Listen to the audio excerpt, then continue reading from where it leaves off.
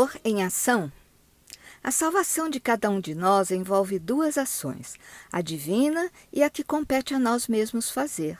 É muito consolador saber que a ação divina já foi realizada a respeito de cada um de nós, independente de quem somos ou do que fazemos. Somente o sangue derramado na cruz por Jesus Cristo, o Cordeiro perfeito, sem mancha, pôde pagar o pecado da humanidade, reconstruindo o caminho até o Deus Criador, fonte e mantenedor da vida. Quanto à ação que compete ao homem fazer para salvar-se, foi, de certa forma, ilustrada lá mesmo na cruz do Calvário. Jesus fora erguido entre dois criminosos e um deles blasfemava, gritando-lhe que se fosse mesmo o Filho de Deus, que se salvasse a si mesmo e a eles, mas o outro argumentou: Tu nem ainda temes a Deus, estando na mesma condenação? E nós, na verdade, com justiça, porque recebemos o que os nossos feitos mereciam. Mas este nenhum mal fez. E disse a Jesus: Senhor, lembra-te de mim quando vieres em teu reino. Está em Lucas 23, versos 40 a 42. Aquele ladrão reconheceu que era pecador e enxergou em Jesus o Filho de Deus que poderia salvá-lo. Lembra-te de mim quando vieres em teu reino. O perdão que Jesus concede a esse ladrão, dizendo-lhe: estarás comigo no céu, ensina que a salvação é para todos que o buscam e se convertem, reconhecendo e abandonando os descaminhos do pecado que os haviam afastado de Deus. Jesus declara aos apóstolos em várias ocasiões o quanto custa para o homem buscar a sua salvação. Vamos ler o que Jesus diz em Mateus capítulo 10, verso 39. Quem acha a sua vida a perderá, e quem perde a sua vida por minha causa a encontrará. E o apóstolo Paulo declara em Filipenses capítulo 3, verso 8. Mais do que isso, considero tudo como perda, comparado com a suprema grandeza do conhecimento de Jesus Cristo, meu Senhor, por cuja causa perdi todas as coisas. Eu as considero como esterco para poder ganhar a Cristo. O capítulo 55 de Isaías é um convite para que todos aceitem a salvação que custou a vida do Filho de Deus. Vamos ler o verso 1. Ó vós, todos os que tendes sede, vinde às águas, e os que não tendes dinheiro, vinde, comprai e comei. Sim, vinde, comprai sem dinheiro e sem preço, vinho e leite. Isaías proclama esse convite porque tem como certa a quitação que o Messias Salvador fará da dívida do pecado de cada um dentre o povo de Judá ou dentre os estrangeiros, dívida que de outra forma seria impagável. Pela fé no que Deus lhe transmitia, o profeta vislumbra como tempo presente um evento que acontecerá no futuro. Isso nos faz pensar nas palavras de Cristo quando disse a Tomé em João capítulo 20, verso 29. Disse-lhe Jesus: Porque me viste, Tomé, creste, bem-aventurados os que não viram e creram. Isaías avisa ao povo que sua salvação é de graça para eles, mas paga pela vida de Cristo. Vamos ler o que diz o apóstolo Pedro em sua primeira epístola, capítulo 1, versos 18 e 19. Pois vocês sabem que não foi por meio de coisas perecíveis como prata ou ouro que vocês foram redimidos da sua maneira vazia de viver, que lhes foi transmitida por seus antepassados, mas pelo precioso sangue de Cristo, como de um cordeiro sem mancha e sem defeito. Quando Isaías conclama o povo a buscar a Deus, sem dinheiro nem preço, parece antecipar a mensagem que o apóstolo Paulo registra em Efésios capítulo 2, versos 8 e 9. Vamos ler. Porque pela graça sois salvos, mediante a fé. E isto não vem de vós, é dom de Deus, não de obras, para que ninguém se glorie. A salvação nunca foi pelas obras, mas sim pela fé, e isso ficou subentendido desde a primeira promessa que Deus fez a Adão e Eva, de que haveria um descendente da mulher que feriria a cabeça da serpente. Eva esperou que o Salvador nascesse dela e festejou o nascimento de Caim, seu primeiro filho. O Salvador ainda demoraria cerca de 4.000 anos para nascer, mas a palavra do Senhor permaneceu imutável. Quando Caim e seu irmão Abel ofereceram sacrifícios ao Senhor, conforme relata Gênesis capítulo 4, o animalzinho imolado por Abel foi aceito, mas não a oferta de Caim, que apresentou os frutos de seu trabalho na terra. Com isso, Caim demonstrou que não reconhecia a necessidade de sacrifício pela remissão dos pecados. Ao recusar os frutos de Caim, Deus deixou claro que o preço do pecado é a morte e nenhuma obra pode substituir o sangue do animal imolado. No evento narrado em Gênesis capítulo 22, Deus ilustrou como ocorreria a redenção da humanidade ao apresentar a Abraão um cordeirinho para morrer no lugar de Isaque. Escreve Ellen White em Patriarcas e Profetas, páginas 154 e 55, que naquele momento até os anjos do céu entenderam que Deus providenciaria o cordeiro substitutivo para morrer no lugar do homem. Somente pela graça, através do sangue do Cordeiro perfeito, sem mancha, ocorreria a salvação. Se obras pudessem salvar o homem, Cristo não precisaria ter se sacrificado. Interessante como o livro de Isaías nos faz voltar às origens de nossa história para reforçar a imagem do Deus verdadeiro que nos criou, sobretudo para manter uma aliança de amor perpétuo conosco. Isaías era movido pela força de sua fé. O que falava era absorvido como esperança e alento pelos sedentos que buscavam ouvi-lo. O Senhor alertava contra a inutilidade da idolatria e convidava a todos a participarem das bênçãos aliançadas com Abraão e renovadas com Davi. Vamos ler os versos 2 e 3 do capítulo 55. Por que gastais dinheiro naquilo que não é pão? Ouvi-me atentamente e comei o que é bom, e a vossa alma se deleite com a gordura. Inclinai os vossos ouvidos e vinde a mim. Ouvi, e vossa alma viverá, porque convosco farei uma aliança perpétua, dando-vos as firmes beneficências de Davi. Isaías lembra ao povo que os benefícios da aliança que Deus firmara com Davi recairiam sobre os que inclinassem os ouvidos às palavras de Deus e as seguissem. No verso 4 de Isaías 55, Deus fala de Davi como sua testemunha.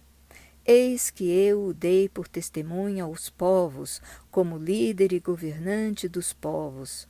Mas no verso 5, a testemunha verdadeira é Cristo, que ampliará o reino de Deus. Vamos ler. Eis que chamarás a uma nação que não conheces, e uma nação que nunca te conheceu correrá para ti, por amor do Senhor teu Deus e do Santo de Israel, porque ele te glorificou. Nossa capacidade humana de compreensão não alcança os mistérios que envolvem as coisas divinas e somente através da fé e humildade podemos aceitá-los. O plano de salvação é um dos mistérios que ainda exige muito estudo e reflexão.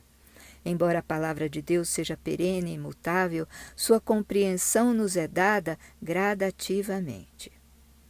Dada a nossa equivocada noção de justiça, decorrente de uma natureza deformada pelo pecado, que nos torna egoístas, orgulhosos, preconceituosos e interesseiros, entre outras coisas, fica muito difícil entender o sacrifício de Jesus e aceitar que a misericórdia divina alcance igualmente cada pessoa sobre a terra.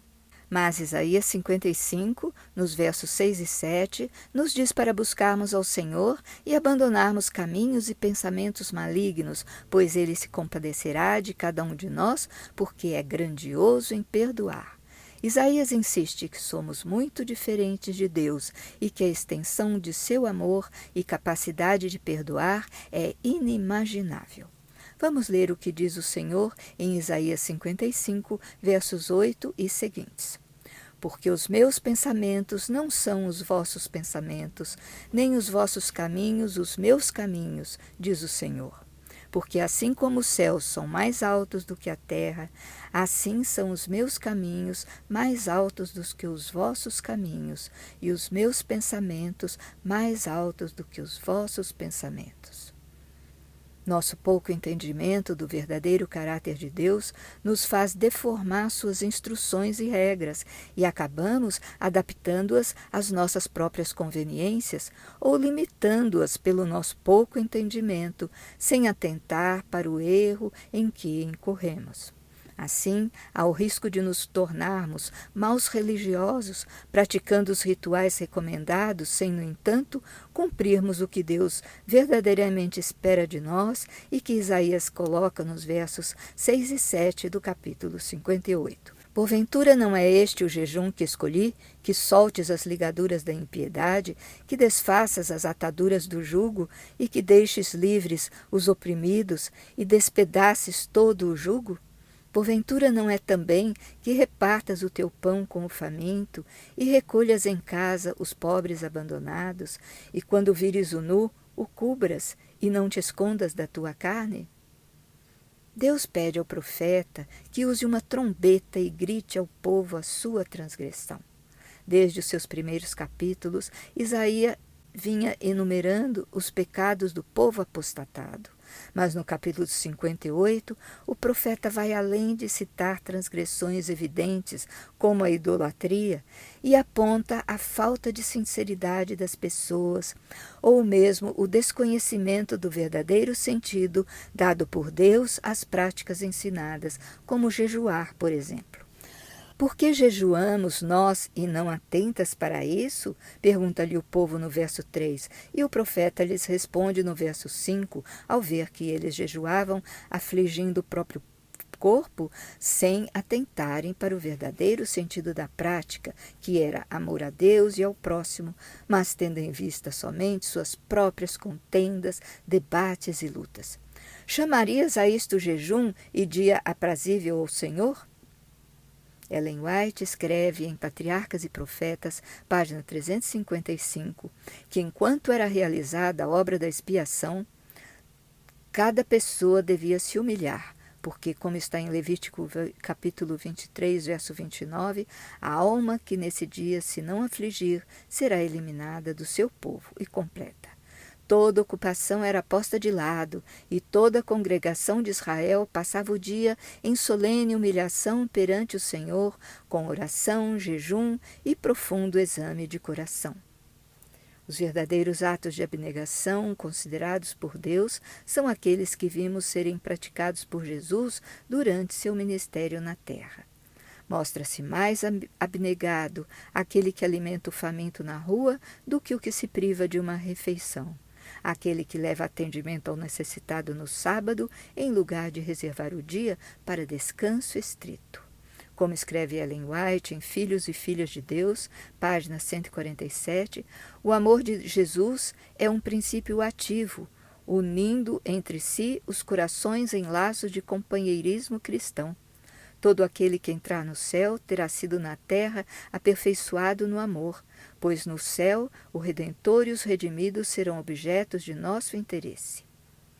Nos dicionários, o termo abnegação corresponde à dedicação, despreendimento, altruísmo, superação do egoísmo em benefício de outra pessoa, causa ou princípio. Isaías e outros autores bíblicos não utilizam esse termo, mas ao longo de seus textos, principalmente nos que descrevem a vida de Cristo, está presente o sentido de abnegação, perfeitamente aplicável à vida do Filho de Deus que veio nos servir de modelo. A lição desta semana, contida em Isaías, destaca que a abnegação, a bondade social e a guarda do sábado são formas de entrarmos em sintonia com o que Deus espera de nós e que foi tão bem aplicado por Jesus. Os versos 8 e seguintes de Isaías 58 descrevem as bênçãos que o Senhor derrama sobre os que o seguem e praticam seus princípios, atendendo aos menos afortunados. Então romperá a tua luz como a alva, e a tua cura apressadamente brotará, e a tua justiça irá adiante de ti, e a glória do Senhor será a tua retaguarda. E continua nos versos 9 e 10. Então clamarás, e o Senhor te responderá. Gritarás, e ele dirá: Eis-me aqui. Se tirares do meio de ti o jugo, o estender do dedo e o falar iniquamente, e se abrires a tua alma ao faminto e fartares a alma aflita, então a tua luz nascerá nas trevas e a tua escuridão será como o meio-dia. No capítulo 58, Isaías cita o sábado porque, assim como acontece com a prática do jejum, o verdadeiro sentido de guarda desse dia pode ser mal compreendido. Nesse contexto, ao falar de jejum, Isaías se referia àquele ordenado para o dia da expiação, que era um sábado cerimonial que ocorria uma vez por ano, no 10º dia do 7º mês. Mas os princípios aplicados ao jejum da expiação e ao sábado cerimonial são os mesmos com que devemos jejuar e guardar os sábados semanais, pois expressam o verdadeiro sentido da prática: concentração no Senhor, reconhecimento de sua soberania e nossa dependência, agradecimento pela misericórdia de seu perdão, a ponto de sentirmos imenso prazer em fazer o que agrada a Deus, em detrimento de nossos próprios interesses. Convém destacar que tudo o que Deus pede que façamos visa nosso próprio bem, haja visto o efeito curativo que ocorre sobre nosso corpo e mente quando separamos o sábado dos demais dias, dedicando cada minuto a Deus e à sua vontade, poupando-nos por 24 horas de pensamentos e tarefas ligadas a este mundo corrompido.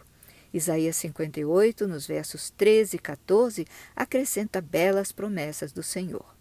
Se desviares o teu pé do sábado, de fazeres a tua vontade no meu santo dia, e chamares ao sábado deleitoso e o santo dia do Senhor, digno de honra, e o honrares, não seguindo os teus caminhos, nem pretendendo fazer a tua própria vontade, nem falares as tuas próprias palavras, então te deleitarás no Senhor e te farei cavalgar sobre as alturas da terra e te sustentarei com a herança de teu pai Jacó, porque a boca do Senhor o disse.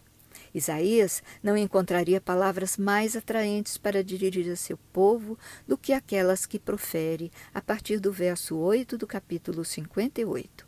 Nelas, o profeta mostra as maravilhas reservadas para aqueles que seguem as escolhas de Deus. Vamos reler o verso 10. E se abrires a tua alma ao faminto e fartares a alma aflita, então a tua luz nascerá nas trevas e a tua escuridão será como o meio-dia. Vamos concluir com uma reflexão sobre esse verso. Embora Isaías aqui possa literalmente se referir à fome que podemos mitigar quando levamos alimento ao faminto, o verso também nos remete às vezes em que o profeta usa em seu livro as palavras luz se contrapondo a trevas para referir-se ao Messias. Cristo é a luz do mundo que veio romper as trevas do pecado e nos convida a refletirmos sua luz. Há pessoas com fome da verdade, à espera de socorro, almas aflitas que podemos saciar levando-lhes a palavra do Senhor, cumprindo a vontade de nosso Pai. Até a próxima semana!